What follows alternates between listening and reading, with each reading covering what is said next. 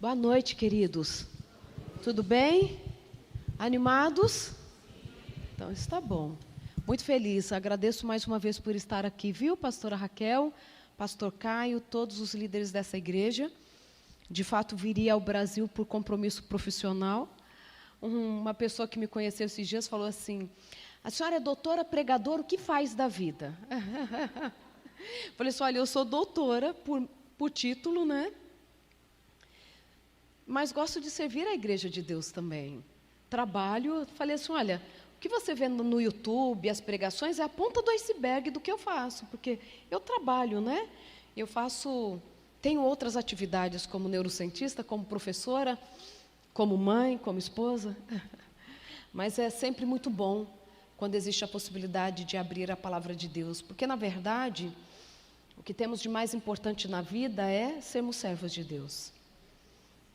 E principalmente quando ele, ao aparecer logo após a ressurreição, ele diz para Maria dizer aos discípulos: diga a eles que estou indo para o nosso Pai, porque ele havia conquistado para nós o direito de filhos ao morrer na cruz e, sobretudo, ressuscitar.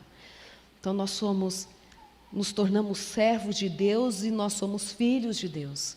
E isso é o que há de melhor que nós podemos ter nessa vida. Um dia eu fui conversar com uma atriz de Hollywood. Gente, que chique, né? Um amigo em comum. Olha que chique, mais um amigo chique que eu tenho. E ele falou assim: conversa com ela para mim. Eu falei assim: converso. Apareceu então diante de mim aquela moça linda. Ela não era coadjuvante, mais ou menos, dos filmes, uma moça muito bonita. E diante daquela moça tão linda, ela disse assim, eu falei: o que você quer falar comigo?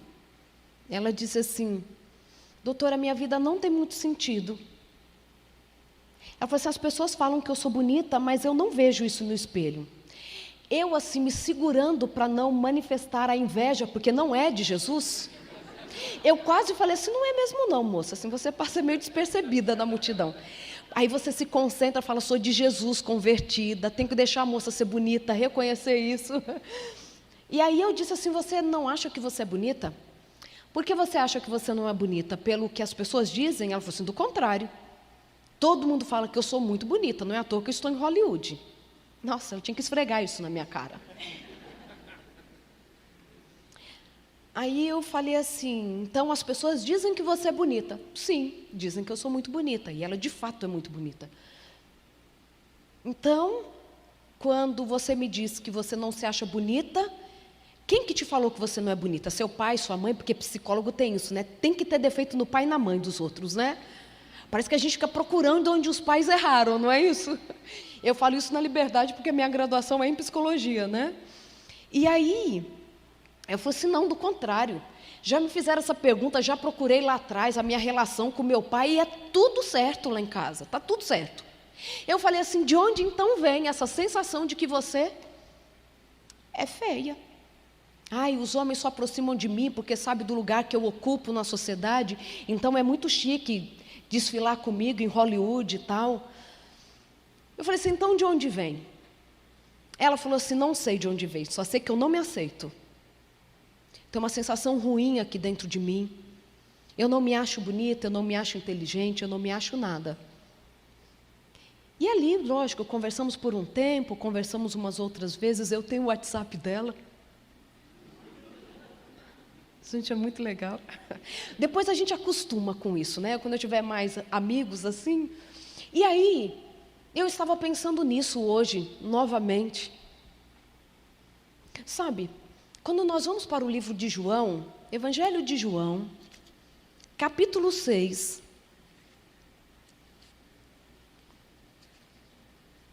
encontramos algo diferente, assim, mudando um pouco de prisma, mas que tem tudo a ver com isso. Evangelho de João, capítulo 6. Você pode abrir a Bíblia, não vamos ler a partir do versículo 1, mas se você olhar aí, você vai encontrar, no início do capítulo 6, Jesus multiplicando pães e peixes. Foi neste capítulo que está registrado esse milagre de Jesus, onde somente de homens tinham 5.000 pessoas que foram alimentadas com aqueles poucos pães e peixes que um dos menininhos havia levado. O povo já estava seguindo Jesus durante o dia inteiro, lembra? A noite inteira, Jesus sai de barco, eles vão atrás de Jesus.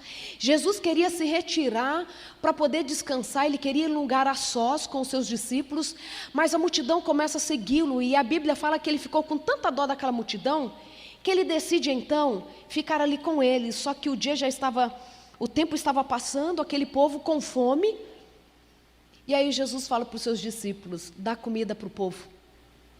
E Marcos fala assim, Senhor, nem que se tivéssemos 200 dinheiros, jamais seria possível alimentar a todos.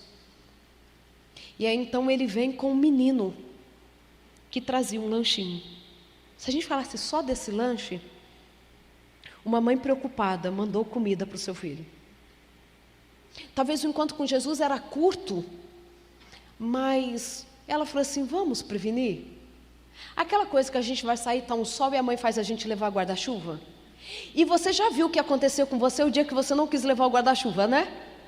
Gente pega, de mãe pega. Não vou falar o que é, mas pega. Mãe fala assim, filho, leva alguma coisa. Se você não levar, você vai precisar daquilo. É assim ou não é? A mãe pegou e mandou um lanchinho para o seu filho. O cuidado de uma mãe preparando comida para um menino que era criança, então provavelmente foi a mãe que fez a comida para ele levar, né? Na época eram as mulheres que cozinhavam. O cuidado daquela mãe com o seu filho foi o início de um grande milagre. Uma mãe zelosa com seu filho faz com que Jesus, a partir da provisão dela, traga alimento para uma multidão. Sabia que aquilo que você fala para o seu filho, lá em casa, o que você ensina para ele sobre Jesus, pode se multiplicar? É ele que fala para o amiguinho na escola, que vai contar para a mãe, que convida para vir ao culto, chama assim, vai lá na minha classe, na igreja, que é muito legal. Está chegando o aniversário daquele menininho, a mãe para poder agradar o filho, fala, eu vou com você, e chega e fica. Quantas histórias nós temos de crianças que foram alcançadas por Jesus e por meio dela a família toda o conheceu?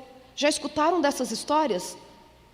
Não menosprezem aquilo que você pode fazer por intermédio da sua casa, porque isso pode ser provisão na mão do Senhor para multiplicar para a vida dos outros. Pensei nisso agora. Pode ser provisão. O seu cuidado, o seu zelo dentro de casa, aquele assim, sem nenhuma pretensão, sabe aquele despretensioso que você faz? Pode ser a forma de outras pessoas conhecerem a Jesus. E ali estava, Jesus multiplica os pães. Jesus já vem de uma história assim incrível, né? Ele já curou o paralítico, ele explica a sua missão. Muita coisa está acontecendo. Capítulo 6, a multiplicação dos pães. Acaba a multiplicação dos pães, Jesus anda por sobre o mar. Olha que capítulo incrível. Jesus anda por sobre o mar. Os discípulos estavam indo para o outro lado, em rumo a Cafarnaum. Cafarnaum era considerado o segundo lar de Jesus. Cafarnaum, que Jesus ressuscita a filha de Jairo. Semana passada eu estava em BH e eu falei sobre a história de Jairo. Se der tempo eu vou falar um pouquinho disso para você também. E aí Jesus então anda por sobre o mar, fala para os discípulos, não temas porque eu estou aqui, ele acalma o mar. Jesus então fala que ele é o pão da vida, e aí é que começa a nossa história. Então entendem? Ele multiplica os pães, ele anda sobre o mar, e agora ele começa a falar para a multidão de novo, que estava ali de novo, mas eles estavam ali porque queriam a multiplicação dos pães de novo. Jesus começa a falar sobre o pão. Jesus tem a linguagem específica para cada situação. Quando ele está com a mulher samaritana lá no poço, ele diz que ele é quem? A água viva. Agora ele fala para aquela multidão que ele é o pão da vida. E você tem uma tarefa de casa, que eu falei que eu ia dar tarefa de manhã e não dei, né? Então, como essa mensagem vai ficar gravada, quem assistiu de manhã, a tarefa de casa é: eu não contei tudo que estava lá no capítulo de Gênesis 6, 5 e 7, porque você vai chegar em casa e vai estudar a Bíblia com o seu filho. A turma da noite não. O turno da noite está liberado para fazer isso amanhã, porque dormir também faz parte do reino, né? Mas você precisa ler mais a Bíblia com a sua família. Então, pela manhã, o desafio era: leia Gênesis 6 e 7 com a sua casa, 5, 6 e 7, para ver ali sobre Matusalém, Lameque, Noé, o dilúvio. E aí Jesus então começa a falar que Ele é o pão da vida.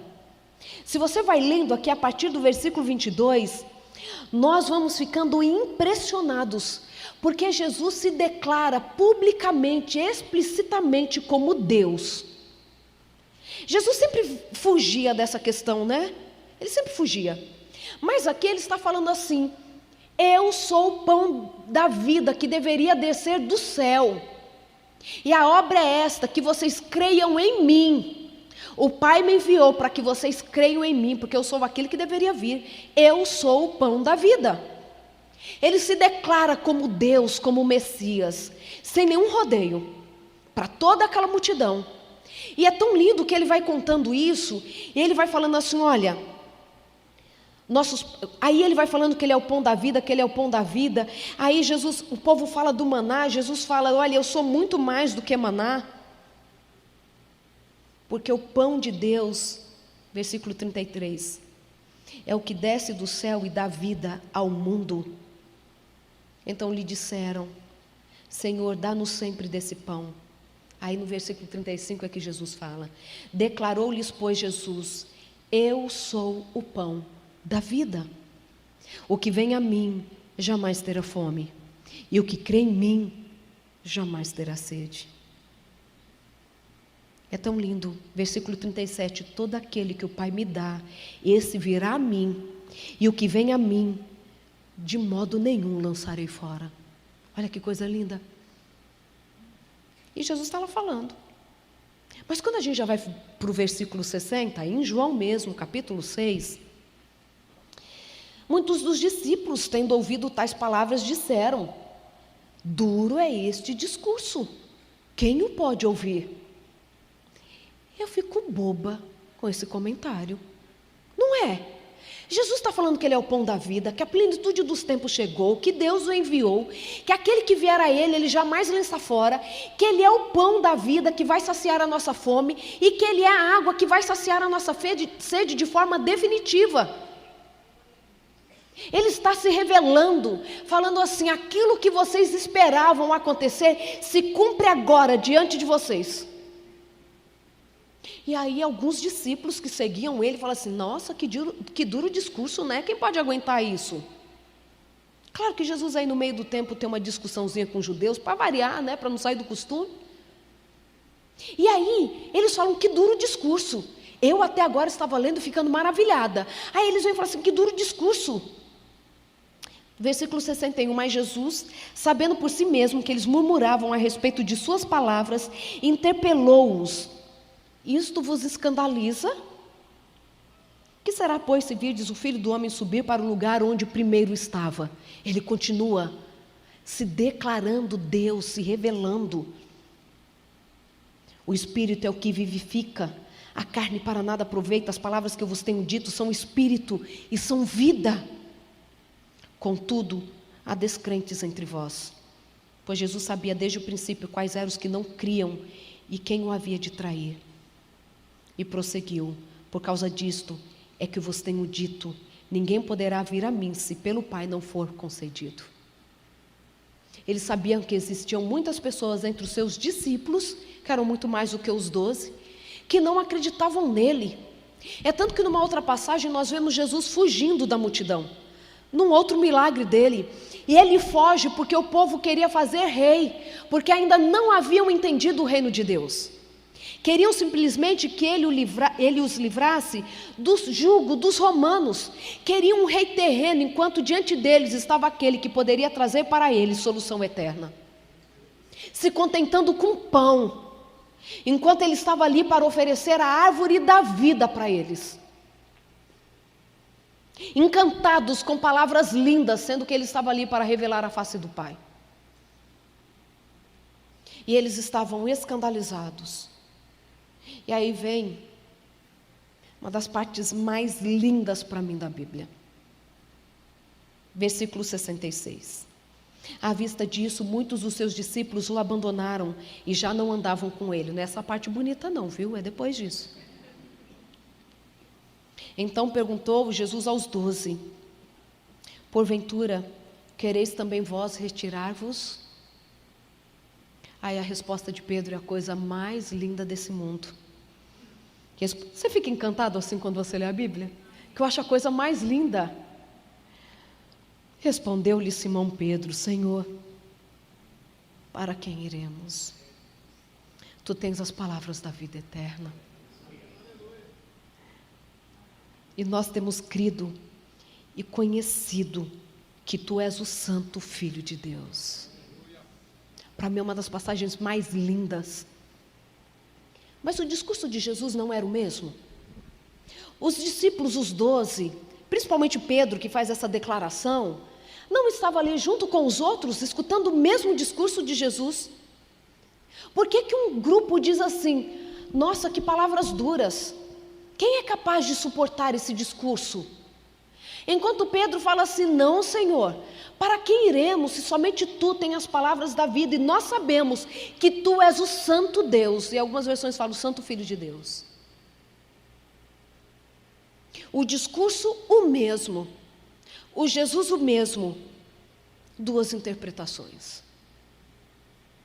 Aqueles que escandalizam, acham duro e vão embora, enquanto os outros querem ficar mais próximos ainda deste, que se revela como Deus, o Santo Deus. E é por isso que eu contei da moça de Hollywood. Cada um de nós vai enxergar aquilo que nos é possível enxergar. E claro que muitas vezes passa pela nossa história de vida, onde fomos criados, o que contaram, quais foram as verdades e mentiras que contaram para nós. E muitas mentiras, dependendo do contexto, da idade que temos, elas se tornam verdade absoluta na nossa vida. É assim ou não é? Tem algum psicólogo aqui? Não precisa ter vergonha, é uma profissão assim muito lícita, que a gente tem que ter orgulho dela. Me ajuda. Não é assim? Um dia eu estava conversando com uma mulher e ela disse assim: nunca mais fui à casa da minha sogra. Até aí eu achei normal. Ela falou assim: nunca mais fui à casa da minha sogra. E eu disse assim para ela: por que não? Disse assim: puxa vida, eu sempre considerei a minha sogra como a minha mãe. Desde que eu entrei na família, eu sempre tive essa relação com ela, principalmente por não ter a minha mãe. Mas um dia eu chego na casa dela, todos os domingos ela reunia os filhos para almoçar, eu saía da minha cidade, que era muito longe, e fazia questão, todos os domingos íamos à casa da avó para almoçarmos juntos. E quando chegava lá, eu a ajudava a arrumar tudo, já idosa. Mas naquele domingo, o último dia que eu fui lá, eu chego, ela está sentada junto com a outra nora, e no que eu chego ela fala assim: ainda bem que você chegou para me ajudar a fazer o almoço. Ela falou que ela se sentiu tão ofendida, porque a outra nora bonitona estava sentada com ela, né? E ela que chegou de longe aqui, tinha que ir para a cozinha. Ela disse assim: nunca mais voltei, 2 anos já sem ir à casa da sogra. Porque eu achava que a nossa relação era de mãe e filha, mas na verdade eu sempre fui empregada da família. Aí eu fiz uma pergunta para ela. E eu falei assim: mas você sente falta? Ela falou assim: eu sinto falta porque ela era minha mãe, mas não volto. Aí eu fiz uma pergunta para ela. Eu disse assim: vamos considerar que eu te convidei para ir à minha casa. Não era uma situação terapêutica. Então eu disse assim para ela: vamos dizer que eu te convidei para ir à minha casa, certo? Ok. Você chega na minha casa, a gente começa a conversar. Em algum momento a minha filha chega. Se estivermos nós 3 na sala, quem eu vou chamar para me ajudar na cozinha? A minha filha e não a visita. Ela só te convidou porque você é filha. Porque ela sempre falou assim: a minha nora nunca cuidou dela, nunca fez nada por ela, sempre chegou lá, não sabe nem onde tem nada, porque nunca ajudou. Eu falei assim: então, talvez o que você entendeu como um trato de quem não tem valor, talvez ela esteja dizendo assim: que bom que a minha filha chegou para me ajudar na cozinha. Porque a gente convida filho íntimo para ajudar a gente e não visita. No outro domingo ela estava na casa da sogra e me ligou: voltei para a casa da minha sogra. e estão lá, vivendo juntas. Sabe? Uma coisa nós precisamos entender. Escute a opinião dos outros sobre aquilo que para você parece que não tem solução, te fizeram isso, aquilo. É assim para sempre. Porque às vezes o nosso olhar está enviesado. Às vezes colocaram em nós uma verdade que não passa de uma mentira. E muitas vezes nós mesmos não queremos mudar a forma que olhamos para uma devida situação, porque é confortável continuar do jeito que estamos. Colocando talvez sobre os outros a responsabilidade, sobre a nossa história, assim, olha, sou assim porque fizeram isso de mim, sem dúvida nenhuma. Existem muitos desafios para enfrentarmos, né? Existem muitas coisas que fizeram conosco, mas existe um momento que nós precisamos decidir o que faremos com a nossa dor, com a nossa tristeza e com o que fizeram conosco. Jesus nos dá a oportunidade de mudarmos a nossa história, porque Ele dá poder para isso. Ele deixa profissionais para nos ajudar. Mas nós precisamos decidir. Não é decidir assim, de hoje em diante eu vou fazer tudo diferente. Às vezes a gente não consegue nem tomar essa decisão, mas pelo menos se sentir tão desconfortável ao ponto de pedir ajuda, de tentar algo diferente, uma nova estratégia. Por isso que casamento é legal. É uma das coisas legais do nosso casamento, é porque nós somos confrontados com as nossas verdades. Porque dentro da nossa casa, quando nós éramos crianças, a gente levava uma bronca ou outra dos nossos pais, mas nós somos incríveis para os nossos pais, né? Falando de pais saudáveis e tal, nós somos incríveis. Nós, quando éramos crianças, fazíamos coisas que todas as crianças faziam, mas a gente era mais brilhante, era ou não era? Eu falo isso porque eu tenho uma filha de 5 anos. Às vezes eu me vejo e falo assim, Rosana, eu não acredito que você está contando isso para os outros. Todas as crianças fazem isso. Mas a gente acha que a nossa criança é incrível. É assim ou não é? Quando vamos para o casamento, nós somos confrontados com a ideia do outro. E sabe por que muitas vezes as pessoas caem fora dos casamentos? Porque cresceram muito paparicadas. Não podem ser confrontados. Se no domingo eu quero comer a macarronada da mamãe, é para lá que vamos todos os domingos. Estou falando de uma coisa muito banal, que às vezes nem é tão banal assim. Mas escutar o outro, ter que repensar, tentar a forma do outro, é muito bom, porque às vezes a gente acha que é tudo muito óbvio, né? Eu vou contar porque o marido não veio, certo? Não contem para ele. Nessa parte vocês dão aquela editada, vai falhar a filmagem. Entenderam? Quando eu e o André casamos, e nós viajávamos por algumas cidades da região, né? Morávamos no interior não do Brasil, de São Paulo, próximo a Campinas. Então, todas as viagens que eram próximas, nós sempre fizemos de carro. Trabalhávamos durante o dia, por exemplo, na sexta-feira, e às vezes ainda viajávamos na sexta-feira à noite para alguma cidade que ficava até 4, 5 horas de distância. Então, eu tinha uma estratégia para o marido não dormir dirigindo. Não dormir porque ele sempre, se ele tiver sono, ele vai parar e vai dormir, faltando 5 minutos para chegar no local. Mas para deixá-lo animado, né? Para ele não ficar cansado, eu sempre tive uma estratégia. Essa estratégia foi de 2005, desde que casamos, até 2012, porque eu lembro exatamente quando foi que isso aconteceu. Então eu passei 7 anos da minha vida, quase todos os finais de semana, usando a mesma estratégia com o marido nas viagens. Era a seguinte: entrávamos no carro, eu percebia que ele começava a ficar cansado. Eu colocava o meu pendrive, aquele específico, com playbacks.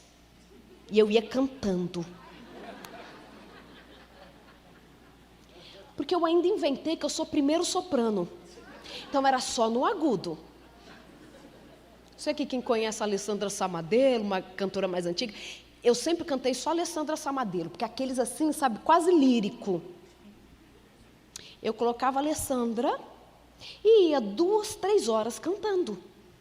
Chegava uma hora que eu não aguentava mais me ouvir. Mas o que eu fazia? Continuava cantando, porque aquilo ajudava o meu marido a ficar acordado. Eu percebia que ele estava ficando cansado, aí eu escolhia uma música uma oitava acima e continuava.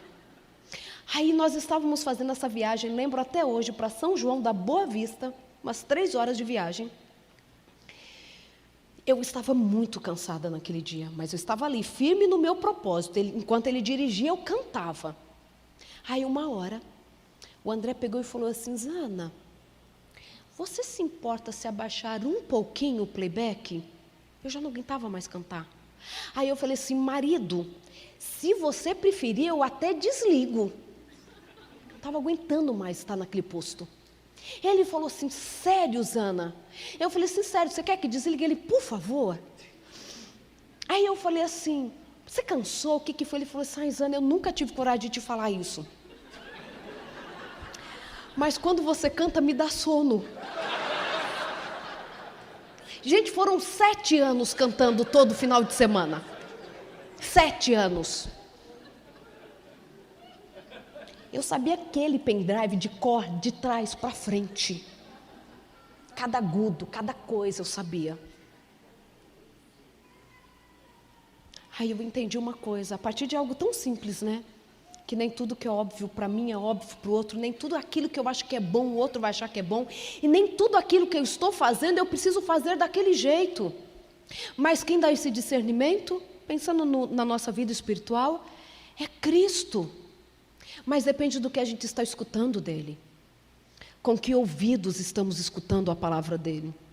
Porque durante toda a história, nas histórias que nós encontramos na Bíblia, nós encontramos pessoas recebendo notícias e fazendo com elas o que elas podem fazer com aquela informação.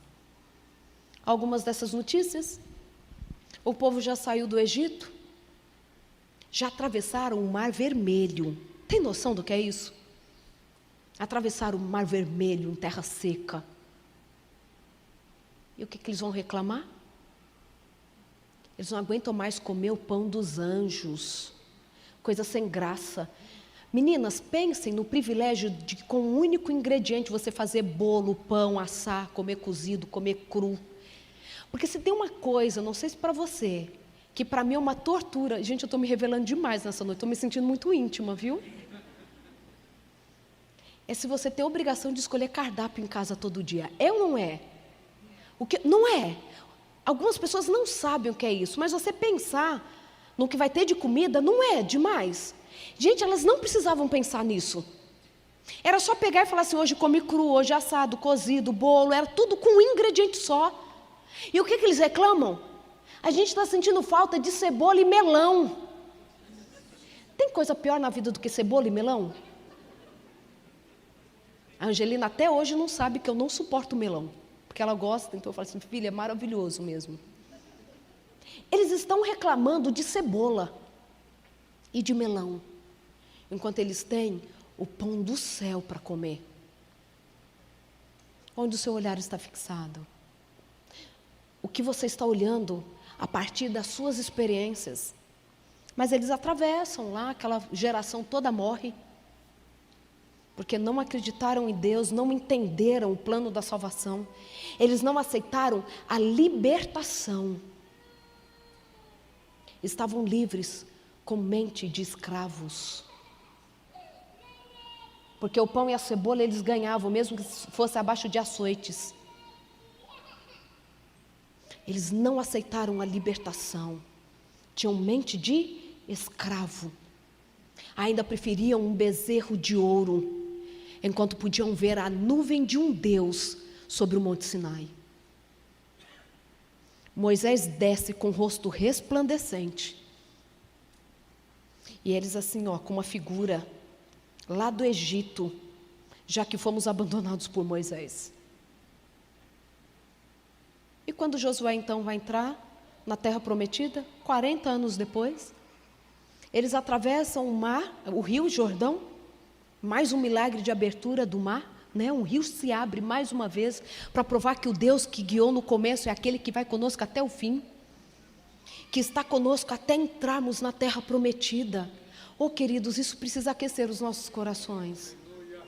Ele nos tira do deserto, da escravidão e acompanha-nos, está conosco como uma nuvem durante o dia, uma chama, né? Uma coluna de fogo à noite, guiando os nossos passos. Todos os dias você pode sentir Deus te livrando, te guiando. Mas, por favor, peça a Deus que abra os seus olhos para que você possa enxergá-lo, atuando em seu favor. E aí, então, quando eles vão entrar na terra prometida, eles atravessam o Jordão, tem uma última batalha, era para ser uma das suas últimas batalhas, contra o povo de Jericó. Está no livro de Josué, capítulo 6. Estão todos em polvorosa naquela cidade. O povo está chegando. Uma coisa meio esquisita já está acontecendo. Pensa naquele exército dando volta ao redor daquele muro. Eles estão desesperados. Desesperados. Mas tem uma moça que está tranquila dentro da cidade. Porque ali acabava a sua escravidão. Ela era prostituta no templo da deusa Astarote, a deusa Lua. Ela não havia escolhido aquilo. As mulheres não escolhiam ser, mulheres que serviam no templo da deusa Astarote. Elas eram escolhidas. Ela havia sido escolhida para aquela vida triste, mas ela escutara falar de um Deus. O Deus do povo de Israel. Por isso que eu digo para você, não importa a sua origem, importa onde você quer chegar. Importa qual é o plano que conduz o seu coração. Não importa como você foi concebido. Não importa como você foi tratado. Importa o que você quer que Deus faça e o que você vai permitir que Ele faça com você. E aí então, gente, eu tenho que ler isso porque é lindo, você conhece. Mas é incrível. Josué, capítulo 6.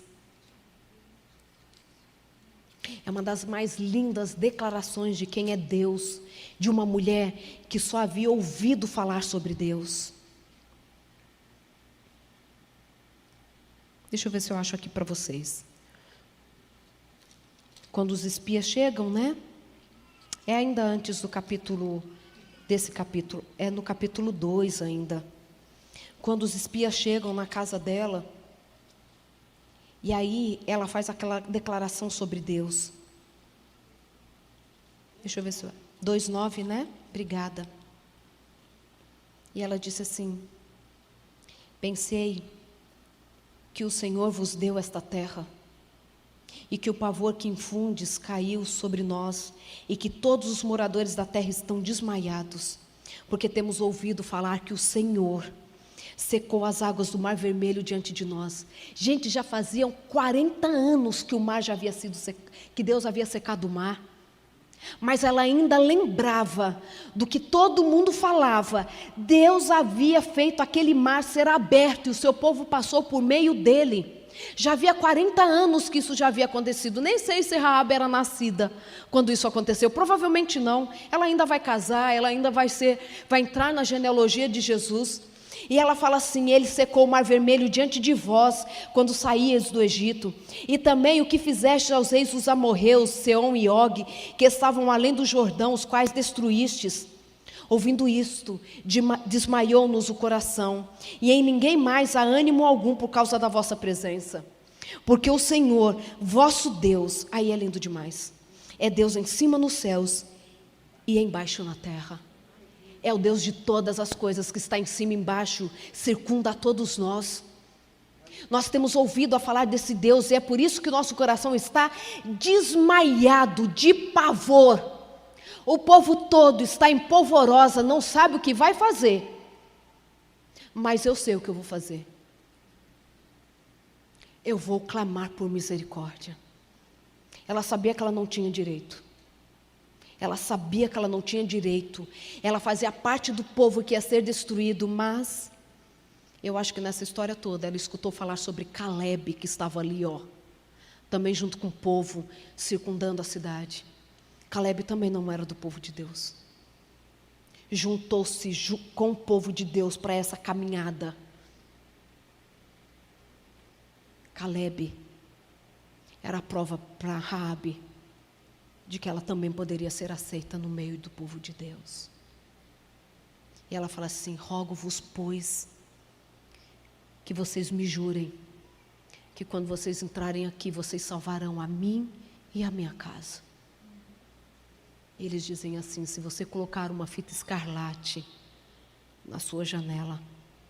Todos aqueles que estiverem dentro da sua casa serão salvos. Mas só a família dela quis entrar naquela casa. Talvez pelo preconceito. Os outros não quiseram entrar, não. Você acha mesmo que eles vão te salvar? Acha mesmo que é de verdade? Tem muita gente desconfiando da graça de Deus. Achando que Ele tem os seus prediletos, os seus queridinhos. Aqueles que fizeram tudo certinho desde que nasceram. Não é assim que a gente tem essa visão. Mas Deus está convidando a todos nós, independente das nossas origens e daquilo que fizemos, para participarmos do reino dEle. Coloque uma fita vermelha na sua janela. Eu acho lindo isso. Porque há 40 anos atrás, eles sabiam que foi o sangue do Cordeiro na porta que salvou aqueles que acreditaram no plano de Deus. E eu posso até ouvir aqueles espias dizendo para ela assim: se deu certo para nós, para a nossa família, vai dar certo para você. Era o testemunho daqueles moços espias que os seus pais já haviam morrido no deserto, mas eles estavam ali acreditando que entrariam na terra de Canaã, que transmitiram para ela que Deus salva aqueles que nele acreditam. Se deu certo para mim, vai dar certo para você. Somos convidados para o reino de Deus, para sermos testemunhas daquilo que Ele fez por nós, para que outros possam ser alcançados pela salvação. Somos convidados para testemunhar das maravilhas que Ele tem feito por nós, pela nossa casa. E ali então, aquela casa que era construída em cima do muro, não caiu com o muro. Foi salva. Porque ela, diferente daquela cidade, teve um olhar diferente para aquela história. Eles têm um Deus poderoso, porque eu vou temê-lo, sendo que eu posso me unir a Ele, porque eu escutei que esse Deus é amor. Eu escutei que esse Deus salva o seu povo. Eu escutei que esse Deus aceitou Caleb e muitos outros que saíram do Egito junto com o povo de Deus. Onde está o seu olhar nessa noite? Onde você está olhando para as coisas que estão dando errado na sua vida? Ou você tem percebido, ou pelo menos pedido para o Espírito Santo te dar o discernimento para ter a convicção, a certeza de que Ele está guiando os seus passos? Enquanto alguns homens abandonam Jesus, Pedro fala: para quem iremos, se somente tu tens as palavras da vida? E tu és o Deus Santo, ou o Santo de Deus. Cada um na história vai olhando do jeito que quiser. Mas uma coisa é certa: a salvação está estendida para todos nós. Uma coisa é certa: nós escolhemos o destino da nossa vida e da nossa casa. Uma coisa é certa: Ele virá. E quando Ele virá,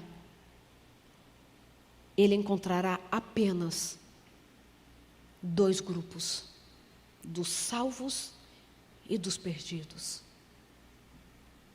Daqueles que acreditaram que Jesus era o Deus e por meio desta crença foram levar para outros um Cristo ressurreto. E aqueles que acharam que esta era somente mais uma história. O que você quer para sua casa? O que você quer para sua vida? Porque você acha que Deus o convidou para o seu reino? Raabe, a prostituta desprezada, serva da deusa Astarote, a deusa Lua, agora começa a caminhar com o povo de Deus. E a história é linda, né? Caminhando com o povo de Deus, ela casa com Salmão, que era um príncipe da casa de Judá. Juntos, eles têm um filho, que se chama Boaz. E Boaz vai casar com Ruth, que vai ser mãe de Obed-edom, avó do rei Davi. Ruth também é uma estrangeira, que ao ver a oportunidade diante de si, de ir embora com a sua sogra para morar em Belém, a casa do pão, ela não perde a oportunidade de ir junto. E de estrangeira, ela passa a fazer parte da genealogia do rei mais importante do povo de Israel e, consequentemente, da própria genealogia de Jesus. Quando desce o Pentecostes, provavelmente eles estavam lendo o livro de Ruth, porque era o livro de Ruth que era lido na festa das colheitas. Vocês sabiam disso? Porque a festa das colheitas, a partir da história de Ruth, se transformou como o símbolo de que Deus aceita a todos. Porque a história dela acontece principalmente no contexto da colheita, não é? Provavelmente Pedro ou algum discípulo estava lendo o livro de Ruth quando o Pentecostes desce. Porque o povo lia esse livro nessa festa. De uma mulher. As mulheres eram desprezadas por qualquer cultura, menos a de Deus. Menos a de Deus. E de uma mulher estrangeira. Talvez você se sinta estrangeiro, diferente dos outros, imerecedor. Talvez ache que veio de uma história de fracasso e que o que lhe sobra é reproduzir essa história de fracasso. Mas em nome de Jesus, Ele te convida para um novo tempo, para um novo olhar. Porque o olhar que muda não somos nós, mas é Ele por meio da nossa permissão. Jesus, Ele convida a todos nós para fazermos parte do plano dEle de salvação para outros. Porque nós somos chamados para o reino dEle, para sermos multiplicadores da esperança. Porque aquilo que faz bem para a gente não coloca debaixo da cama. Pode, porventura, uma luz ser colocada debaixo da cama? Ou ela, por acaso, não é colocada num lugar onde possa iluminar toda a casa? Aquilo que Deus fez por você, se você considera grande, isso vai transbordar nos seus atos. Você vai ser aquela pessoa que lá no seu trabalho dirão assim, olha, se for para falar mal de alguém, não pode ser perto de fulano, não. Nossa, se eu estou com problema, eu peço para ciclano me ajudar. De que forma você é lembrado onde você está? Como solucionadora de problemas, ou pelo menos aquela pessoa que tenta? Ou você é quem ajuda a engrossar o caldo? Você, se nasceu no reino de Deus, nasceu para ser multiplicador de esperança. Porque nenhum de nós merecia estar onde está. Nenhum de nós. Nenhum de nós merece onde está. Porque hoje, com certeza, já fizemos algo que não agradou ao Senhor. Mas Ele, na sua misericórdia, diz, vinde a mim, todos vós que estáis cansados e sobrecarregados, que eu vos aliviarei. E esse convite é tão transformador que não tem como esconder das pessoas. Há uns dias atrás, a nossa irmã caçula, porque agora à noite a Regina está aqui, ela é a minha irmã mais velha. Ela é a mais velha. Se eu não aviso, ninguém descobre, né? Porque parece mais nova do que eu. Nós somos em 4 meninas e um menino em casa. Eu sou a do meio. E nós somos muito unidos em casa. Um ora pelo outro, um escreve para o outro, compartilhamos as nossas histórias, um dá bronca no outro quando precisa.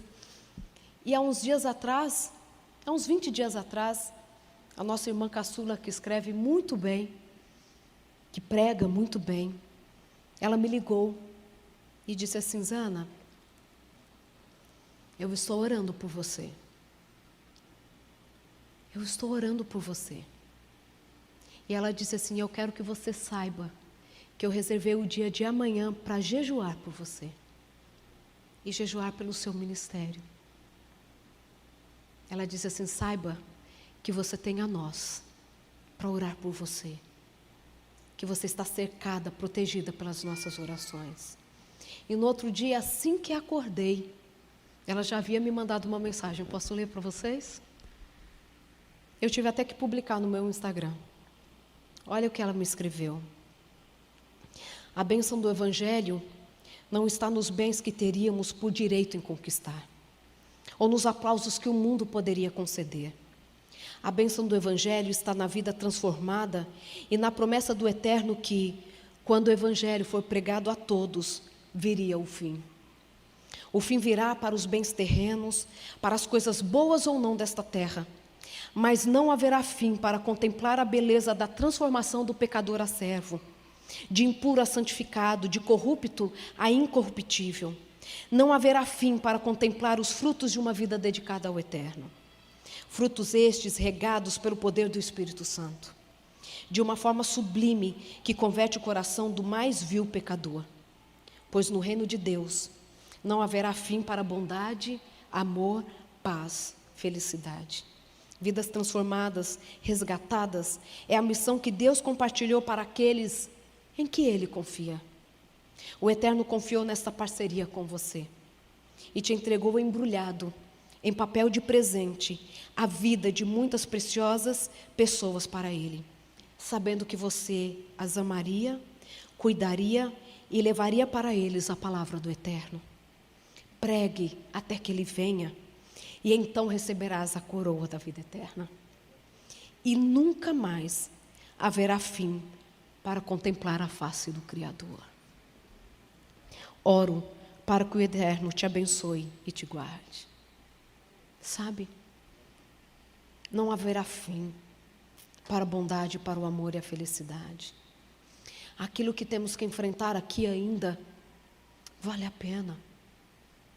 Sabe, quando o apóstolo Paulo fala, tudo posso naquele que me fortalece, ele está dizendo que eu sei ser bem tratado e ser maltratado no verso anterior. Eu sei ter comida em abundância e sei passar fome. Eu sei ser bem tratado e também sei ser chicoteado, porque eu posso todas as coisas naquele que me fortalece. Até que Ele venha, você pode suportar todas as coisas. Você só não tem direito a duas coisas: a desistir e a desviar os seus olhos daquele que é amor. Porque se desviarmos os olhos dele, nós veremos muitas coisas que não devem ser contempladas. Nós iremos ficar parados nas nossas dores, porque são muitas. Nós desistiremos. Nós acharemos que Jesus não nos ama, porque as lutas estão aí enquanto nós estivermos neste mundo de pecado. Mas sabe, Jesus é amor. E Ele, por ser amor, nos ama de forma incomensurável. E todos os dias, Ele nos mostra o quanto nos ama. Que as lágrimas do seu olhar não te impeçam de ver a face do Deus que te ama. Eu já conheci muita gente na vida, muita gente. Já conheci gente em meio a tanto sofrimento. Uma dessas foi uma mulher que eu conheci, até coloquei a história dela no livro. Eu estava em Minas Gerais, estou terminando, eu sei que tenho 5 minutos. Eu estava em Minas Gerais. Eu falei em uma igreja, o meu marido falou em outra, e ele disse assim: Zana, à tarde vai vir uma mulher, que ela disse que ela precisa falar com você. Me falou o nome dela e falou assim, quando ela chegar, ela falou que ela precisa falar com você. E ela me disse assim naquela tarde: doutora, eu gerei 3 filhos. O meu filho mais velho morreu num acidente de moto. Agora, não há muito tempo, mais ou menos um mês, o meu filho, que mudou para São Paulo há muito tempo, foi assassinado numa feirinha da madrugada, no Brás. Me sobrou somente a filha caçula. E ela já tentou suicídio 3 vezes esse mês. E ela falou que um dia a filha dela falou assim: mãe, como a senhora suporta tudo isso? E ela disse assim: filha, porque eu tenho a Deus. É Ele que me sustenta.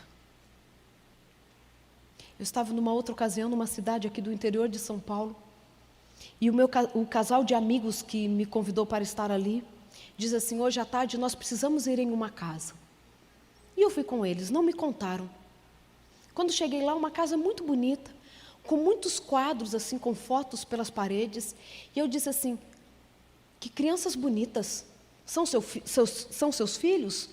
Ela disse assim: sim, são os meus filhos. Eu disse: por onde eles andam? Eu vi que as fotos eram um pouco mais antigas. E ela disse assim: deixa eu te contar a minha história. Ela disse assim: o meu filho mais velho, assim que completou 18 anos, o meu marido deu uma moto para ele. A cidade muito pequenininha, né? Poucos mil habitantes, assim, coisa de 10 mil habitantes. Deu uma moto para o menino andar ali na cidade. E numa dessas que ele sai com a moto, um caminhão que a placa não era da cidade, veio numa rua onde ele deveria parar, ele não parou e matou aquele rapaz esmagado no muro. Mais ou menos 6 meses depois, o seu segundo filho, que tinha por volta de 8 aninhos, começou a sentir uma dorzinha abdominal, foram até o hospital da cidade e o médico disse assim: é uma cólica. Deu um remedinho, mandou ele para casa e um pouquinho depois, aquele menino falecia com uma apendicite. No final daquele ano, era o aniversário de uma amiguinha das filhas gêmeas que eles tinham, de 7 anos de idade. O pai foi levar a filha era na cidade vizinha, uma cidade maior, a festinha de aniversário. Ele foi levá-la, a filhinha que era amiga dessa, até o aniversário. Na hora de buscar, convidou a outra gêmea que havia ficado em casa e falou assim: vamos buscar sua irmã? Vamos. Foram na volta, o motorista embriagado bate neles e mata as gêmeas. Ela enterrou os 4 filhos. Eu disse assim: querida, eu não sei nem o que te dizer. Ela falou assim: mas eu sei o que te dizer. Porque eu sei que eu reencontrarei os meus filhos. Sinto falta. Perdi tudo de forma tão acidental, tão boba. Mas eu sei que tem um Deus que volta para que a minha casa se reúna novamente. Talvez você esteja com dó dessa mulher. E o nosso coração entristece assim com histórias tão duras. Mas o coração dela tem paz. Eu quero que nessa noite o seu coração tenha paz, apesar de. A paz que excede todo entendimento, porque quando excede todo entendimento, é porque vai muito além daquilo que é possível ver ou do que a gente está vivendo. Mas a minha paz vos dou não como o mundo dá. E isso é entre você e Deus. Peça a Ele a paz se está te faltando. Peça a Ele um novo olhar. Peça a Ele um novo caminho. Porque você escolhe o que você fará com o que Deus tem revelado para você. Com o que Ele quer revelar para você. Você quer tapar os ouvidos? É duro demais para mim. Renunciar ao mundo, escutar o que Ele está dizendo para eu fazer, mudar o curso da minha vida, é duro demais para mim, mas por favor, aceite o plano dEle para a sua vida, porque Ele tem plano de paz e não de guerra. Ele tem um reino garantido para aqueles que acreditam nele. Eu quero que este ano seja o ano onde você vai terminar uma década ao lado dEle. Porque nós temos uma terra prometida e nós entraremos nela. Porque aquele que prometeu é fiel para cumprir. Aquele que prometeu que Ele vai fazer com que a sua casa vá para o céu, Ele tem poder para cumprir. Só não desista. Saiba lidar com o tempo. Saiba esperar. Saiba confiar. Que Ele abençoe a mim e a você. Porque o mais importante nesta vida não é termos ouro nem prata, mas termos aquilo que Ele tem prometido nos dar. E Ele já te fez muitas promessas, que você permita que Ele cumpra a todas em sua vida. É o meu pedido, é a minha oração para você nessa noite. E eu quero que oremos nesse momento. Podemos orar? Podemos falar com Jesus mais uma vez? Podemos nos colocar mais uma vez diante dEle? Eu posso convidar você para se ajoelhar? Vamos ajoelhar diante dEle? Ele é grande demais. E nós podemos expressar o quanto acreditamos nele de qualquer jeito. Mas nesse momento eu fico muito feliz que você tenha aceitado esse convite. Ó Pai querido, prostrados estamos diante de Ti, porque queremos que o Senhor nos transforme. Ó Pai, quantas coisas no nosso olhar precisa mudar. Quantas coisas precisam ser tiradas do nosso coração e outras colocadas no lugar. Mas acima de tudo queremos agradecer a Ti, porque nos escolheste. Queremos agradecer a Ti, porque não desististe de nós.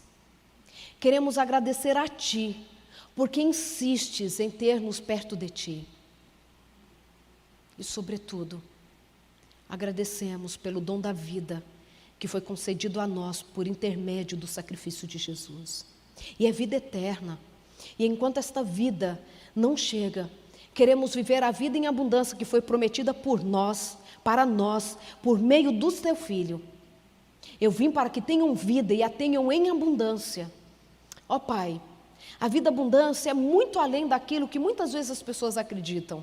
Conforto, prosperidade financeira, mas não existe maior vida e abundância do que um coração que descansa em Ti, que obedece a Ti, que honra a Ti. Obrigada, obrigada por nos chamar para o Teu reino. Obrigada por nos dar uma nova chance quando nós nos desviamos de Ti. Obrigado porque podemos Te chamar de Pai, Pai nosso, que está nos céus e também está no nosso meio. Esteja com os Teus queridos nesta noite, Senhor. Cada um nas Tuas alegrias e nos seus desafios. Obrigada, porque o Senhor nesta noite está tocando no coração deles, para que possam renovar a aliança contigo, ou possam fazer uma aliança que talvez ainda não tenham feito. E eu sei que todos aqueles que foram dados a Ti, jamais serão lançados fora. Que este senso de pertencimento possa habitar no coração de todos nós. É o que eu te peço e agradeço, não porque em nós haja mérito, mas baseados no sangue de Jesus, é que te pedimos e agradecemos todas estas coisas. Amém. Amém. Que Jesus te abençoe e te guarde, que Ele faça resplandecer o seu rosto sobre ti, que Ele tenha misericórdia de ti e te dê a paz. Gostaria muito de beijar e abraçar todos vocês, mas nós vamos manter as recomendações. Quem me conhece sabe o quanto eu gosto disso, de estar junto, de beijar, de abraçar, mas que nós possamos ir em paz.